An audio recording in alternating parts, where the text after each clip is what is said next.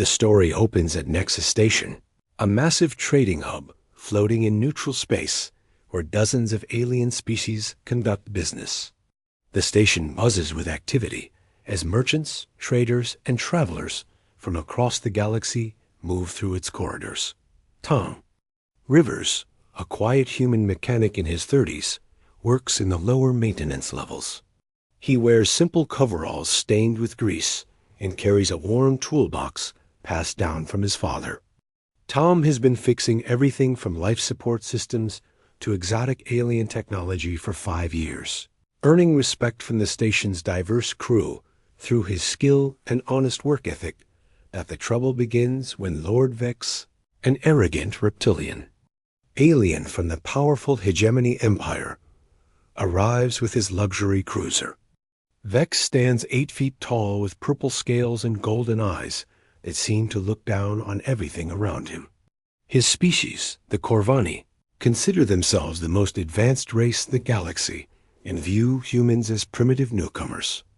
Vex's ship develops engine problems, and he reluctantly brings it to the station's repair bay. When he learns that Tom, a human, will be handling the repairs, his reaction is immediate and cruel. In front of a crowd of onlookers from various species, Vex unleashes a torrent of insults. A human? Vex hisses, his voice dripping with disgust. You expect me to trust my vessel to one of these hairless apes? Humans are barely out of their caves. They swing tools like clubs and think banging on metal counts as engineering. The crowd watches nervously as Vex continues his tirade, describing humans as backwards primitives who got lucky with space travel and clumsy children playing with technology they don't understand. He demands that a proper alien technician handle his ship instead. Tom listens quietly, his jaw tightening.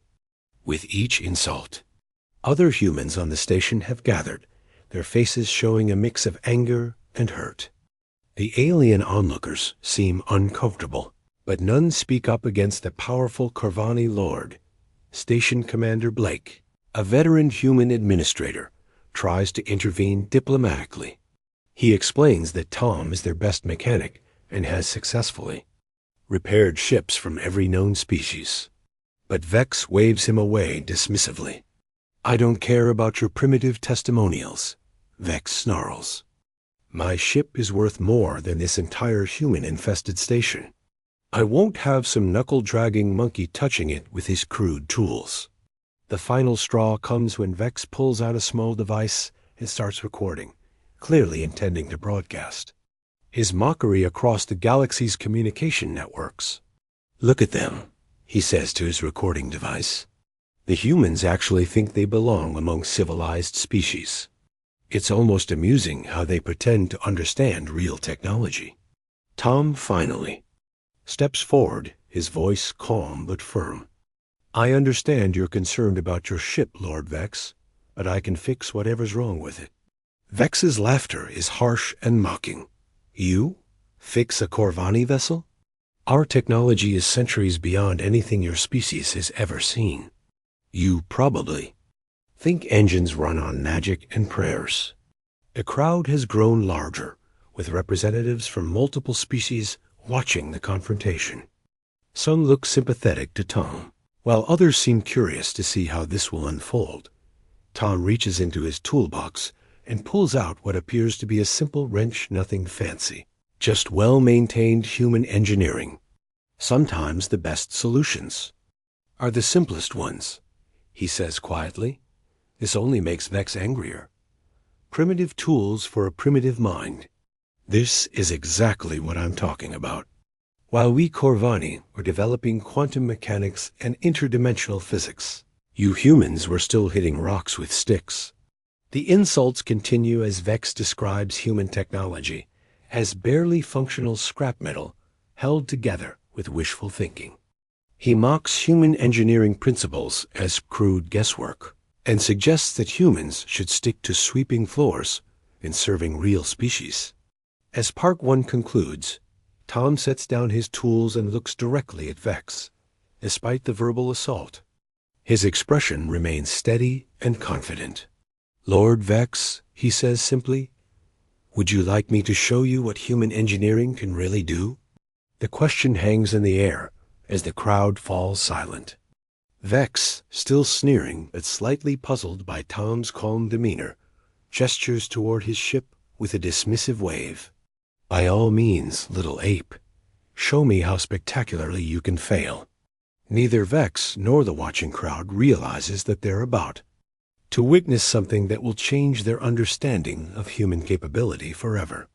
Tom's quiet confidence hints at knowledge and skills that go far deeper than his humble appearance suggests. The stage is set for a demonstration that will humble the arrogant alien and showcase the true ingenuity of human engineering. Tom walks calmly toward Vex's sleek cruiser while the crowd follows at a respectful distance. The ship is a masterpiece of Corvani engineering, gleaming chrome and exotic alloys formed into curves that seem to defy conventional physics. Strange symbols pulse with soft light along its hull, and the engine housing appears to be made from materials that shift color in the station's artificial lighting. Vex crosses his arms smugly as Tom begins his inspection. "Go ahead, human. Pretend you understand what you're looking at. This vessel uses quantum flux drivers and dimensional phase converters. I doubt your primitive brain can even pronounce those terms correctly." Tom ignores the taunts and runs his hands along the ship's hull, listening carefully. He pulls out a simple diagnostic tool, nothing more than a modified human scanner that looks ancient compared to the sleek alien technology surrounding them. The crowd murmurs as he methodically checks various access points. "Quantum flux drivers." Tom repeats thoughtfully, surprising Vex with his clear pronunciation. "Those would be connected to your primary power matrix through crystalline conduits, right? And the dimensional phase converters handle your faster-than-light calculations." Vex's confident expression falters slightly. "Lucky guess. Any fool can memorize technical terms." Tom opens an access panel that several aliens in the crowd recognize as being nearly impossible to locate without intimate knowledge of Corvani's ship design. Inside, a maze of glowing components pulses with energy patterns that hurt to look at directly. "The problem," Tom says, pointing to a specific component deep within the maze, "is that your tertiary harmonic stabilizer has developed a phase variance of approximately 0.3 degrees. It's small enough that your ship's diagnostics haven't caught it yet, but it's causing micro-fluctuations in your quantum field alignment." The crowd falls silent. Dr. Kess, a brilliant scientist from the Andorian collective known for her expertise in advanced physics, steps forward with her scanning equipment. After a few moments, her 6 eyes widen in surprise. "He's correct," she announces. "The variance is exactly 0.31 degrees. How did you detect that with such primitive equipment?" Vex sputters indignantly. "Impossible. Our diagnostic systems are the most advanced in the galaxy. If there was a problem, we would have detected it long before some human with a basic scanner." Tom continues his explanation, his voice patient and professional. "Corvani ships are incredibly sophisticated, but that complexity sometimes works against you. Your systems are designed to detect major problems, but they can miss subtle issues that develop gradually. This stabilizer has been drifting out of alignment for weeks, maybe months." He pulls out his worn toolbox and selects what appears to be a simple adjustment tool. The fix is actually straightforward once you know what to look for, but it requires understanding not just how Corvani technology works, but why it works that way. Vex's voice rises with panic and anger. "Don't you dare touch my ship. One wrong move with your crude human tools, and you could destroy everything." "Actually," comes a new voice from the crowd, "I'd like to see what happens." Everyone turns to see Ambassador Thane of the Galactic Council approaching.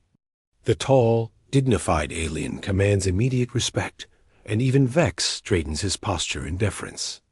"Ambassador," Vex begins quickly, Surely you don't believe this human can. Thane raises a hand for silence.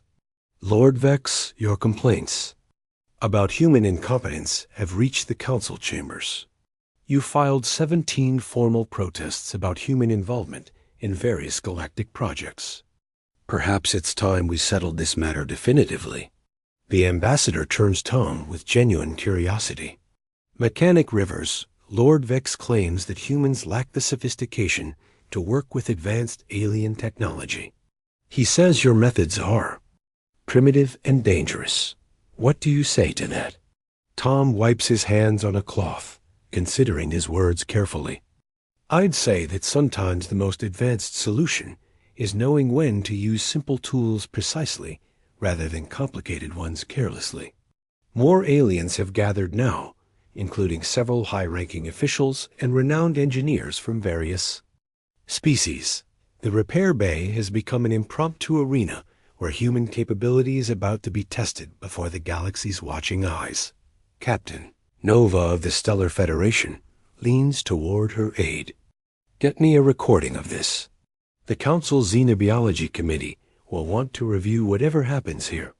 Vex realizes that this simple repair has become something much larger. His continued protests about human inferiority have turned into a public challenge that he can no longer back away from without losing face among the galactic community. Fine, he declares loudly. Let the human try. When he fails, when he damages my ship with his primitive methods, everyone will see that I was right about their limitations. Tom nods calmly and reaches for his tool. Lord Vex, you're about to learn why humans don't just survive in this galaxy. We thrive. Tom approaches the exposed engine component with steady hands, while dozens of eyes watch his every movement. The tertiary harmonic stabilizer sits deep within a nest of crystalline conduits that pulse with energy patterns, complex enough to drive most beings insane if stared at too long. The first thing you need to understand about Corvani technology, Tom explains to the gathered crowd, his voice carrying the confidence of genuine expertise, is that it's built on mathematical principles that most species consider purely theoretical. But humans have a different approach to problem solving. He carefully inserts his simple adjustment tool into what appears to be solid crystal. To everyone's amazement, the tool phases through the material as if it were liquid, finding purchase on the internal mechanism that no scanner had detected. Dr. Kess gasps audibly. That's impossible. How did you know the crystalline matrix would accept ferrous-based conductivity at that precise frequency? Tom makes a microscopic adjustment while monitoring readings on his basic scanner. Because 3 years ago, I repaired a Corvani merchant vessel with the same problem. The captain was polite enough to explain their technology instead of insulting my species. I learned that Corvani crystals respond to intention as much as technique. Vex's mouth falls open. You've worked on our technology before? 17 times, actually, Tom replies calmly, making another tiny adjustment. Corvani ships, Androrian research vessels, Zephyrian warships, Nexarian exploration craft, I fix them all. Each species thinks their technology is beyond human understanding, but the principles are surprisingly similar once you look past the exotic materials and complex interfaces. Ambassador Thane steps closer, his expression intrigued. Explain what you mean by similar principles, Mechanic Rivers. Tom's tool makes a soft chiming sound, indicating the harmonic stabilizer has returned to perfect alignment. The ship's energy patterns immediately smooth out, becoming more stable and efficient than they'd been in months. Every advanced civilization develops technology based on the same fundamental laws of physics, Tom explains as he carefully withdraws his tool. Corvani use quantum mechanics. Androrians use dimensional manipulation. Zephyrians use plasma dynamics. But underneath all that complexity, you still have energy flowing through systems that need to be balanced, maintained, and occasionally fixed. He closes the access panel and wipes his hands again. Humans might not have invented quantum flux drivers or dimensional phase converters, but we understand how systems work. We've been fixing things since before we left our home planet. Captain, Nova runs a scan of the repaired ship with her advanced equipment. Energy efficiency is up 23% from baseline. Harmonic resonance is perfect across all spectrums. How did you achieve that level of precision with such basic tools? Tom packs his equipment back into his worn toolbox. Because sometimes precision comes from understanding the job, not from having the fanciest equipment. A master craftsman can do more with a simple wrench than an amateur can do with the most advanced tools in the galaxy. The crowd murmurs with growing respect as the implications sink in. Dr. Kess approaches Tom with scientific curiosity, overriding her usual reserved demeanor. Mechanic Rivers, would you be willing to examine our research vessel? We've been experiencing intermittent power fluctuations that our best engineers cannot diagnose. Before Tom can answer, Chief Engineer Rex from the Zephyrian delegation steps forward. Our warship's plasma conduits have been running inefficiently for weeks. Our technical staff says it's within acceptable parameters, but if you could take a look. More aliens begin approaching with requests, their earlier skepticism replaced by genuine interest in human problem-solving abilities. Tom finds himself surrounded by representatives from species across the galaxy, all eager to learn from the primitive human mechanic. Meanwhile, Vex stands frozen beside his perfectly repaired ship, watching his carefully constructed arguments about human inferiority crumble before his eyes. The recording device he'd been using to mock Tom now contains footage of extraordinary human competence that will soon spread across galactic communication networks. This doesn't prove anything, Vex stammers, but his voice lacks its earlier conviction. Anyone can get lucky once. Ambassador Thane studies the diagnostic readings from Vex's ship with professional interest. Lord Vex, this human has not only repaired your vessel, but improved its performance beyond factory specifications. I'm beginning to think the Galactic Council's assessment of human capabilities may need revision. Tom looks directly at Vex with calm confidence. Lord Vex, you said humans think engines run on magic and prayers. Want to know the real magic? It's understanding that every species in this galaxy, including humans, brings something valuable to the table. We just needed someone to give us a chance to show it.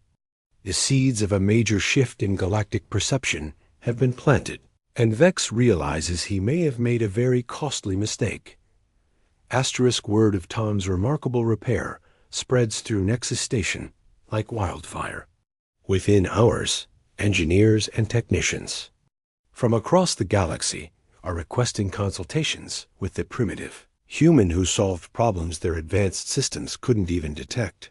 Station Commander Blake finds his office flooded with requests for human technical services. The Androrian Science Collective wants to hire human mechanics for their research fleet. The Galactic Trade Consortium is asking about human-designed diagnostic equipment. Even the prestigious Stellar Engineering Academy has sent an inquiry about establishing an exchange program. Meanwhile, Vex retreats to his quarters, watching in horror as his recorded mockery of Tom spreads across galactic networks, but not in the way he intended. Instead of supporting his claims about human inferiority, the recording has become evidence of remarkable human competence, triumphing over alien arrogance. The response from the galactic community is swift and brutal to Vex's reputation. Admiral Zenth of the Corvani High Fleet sends a scathing message. Lord Vex, your public behavior has embarrassed our entire species. The human you mocked has brought more positive attention to Corvani technology in one day than our diplomatic corps managed in years. Tom returns to his workshop to find it bustling with alien visitors eager to observe human repair techniques. Dr. Kess has brought her entire research team to watch him work on their vessel's power fluctuation problem. The issue isn't with your quantum processors, Tom explains, as he examines the Androian ship systems. It's with the interface between your bioneural networks and your mechanical components. See, your species approaches technology as an extension of thought, but sometimes thoughts can be inconsistent. He demonstrates by bypassing a complex quantum relay with a simple mechanical buffer, essentially a sophisticated version of an electrical resistor that costs a fraction of the exotic components the Androians had been using. Elegant, Dr. Kess breathes. We were overcomplicating the solution by trying to fix the symptoms instead of addressing the fundamental incompatibility. Chief Engineer Rex watches Tom's work with growing amazement. Your species has a gift for seeing the simple truth hidden within complexity. How do humans develop this perspective? Tom pauses in his work, considering the question seriously. Maybe it's because we had to learn everything the hard way. Humans didn't inherit advanced technology from ancient civilizations like most species did. We had to build everything from scratch, starting with basic tools and working our way up. That taught us to understand the fundamentals. Ambassador Thane has been observing quietly from the corner. Mechanic Rivers, would you be willing to address the Galactic Council about human engineering philosophy? Your approach seems to offer solutions that our most advanced civilizations have overlooked. Before Tom can respond, alarms begin blaring throughout the station. Commander Blake's voice echoes over the communication system. Emergency in Docking Bay 7. We have an Nexarian exploration vessel with critical system failures. All available technical staff report immediately. The crowd rushes toward the docking bay, where they find a massive Nexarian ship listing dangerously as its systems fail one by one. Nexarian technology is notoriously complex. Their ships use living metal that grows and adapts, making them almost impossible for other species to repair. Captain Vortex of the Nexarian vessel is in obvious distress. Our ship's biomechanical systems are rejecting all repair attempts. The living metal is dying, and we cannot determine why. Without immediate intervention, we'll lose life support within hours. The gathered alien engineers examine the ship with their advanced equipment, but the living metal recoils from there. Tools as if in pain. Even Dr. Kess's most sophisticated scanners cannot penetrate the biomechanical barriers the ship has erected in its distress. It's hopeless, declares Master Engineer Quinn from the Zephyrian delegation. Nexarian biotechnology requires a psychic connection that none of our species possess. The ship is essentially dying of loneliness. Tom approaches the massive vessel and places his bare hand against its hull. The living metal immediately stops its violent fluctuations and begins to glow with a warm, welcoming light. The crowd falls silent as Tom closes his eyes and seems to listen to something only he can hear. She's not dying, he says softly. She's scared. The ship has been isolated from other Nexarian vessels for months, and the loneliness is making her sick. He looks up at Captain Vortex. Your ship doesn't need technical repairs. She needs companionship.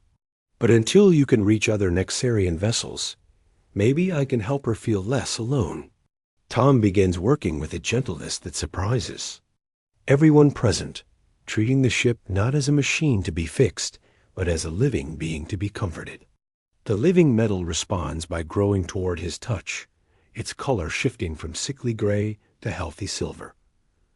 Vex watches from the back of the crowd, his worldview crumbling completely as he realizes that human primitiveness might actually be humanity's greatest strength. Tom works with the Nexarian ship for 3 hours, his hands moving gently across the living metal while he hums quietly, a simple human melody that seems to soothe the distressed. Biotechnology. The ship's systems gradually stabilize as the living metal responds to his patient, caring approach. Captain Vortex watches in amazement as his vessel's bio-readings return to normal levels. Impossible. Our own engineers couldn't establish this kind of connection. How is a human achieving psychic resonance with Nixarian technology? Tom opens his eyes and steps back as the ship's hull glows with healthy silver light.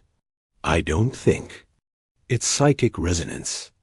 I think your ship was just lonely and needed someone to pay attention to her, really listen to what she was trying to communicate. He turns to address the crowd of fascinated alien observers. Humans might not have telepathic abilities or quantum consciousness, but we understand loneliness, fear, and the need for connection. Sometimes that's more important than advanced technology. Dr. Kess runs comprehensive scans of the restored vessel. All systems are functioning at optimal efficiency. Biomechanical integration is perfect. How did you know what the ship needed? Because, Tom says simply, she was telling us the whole time.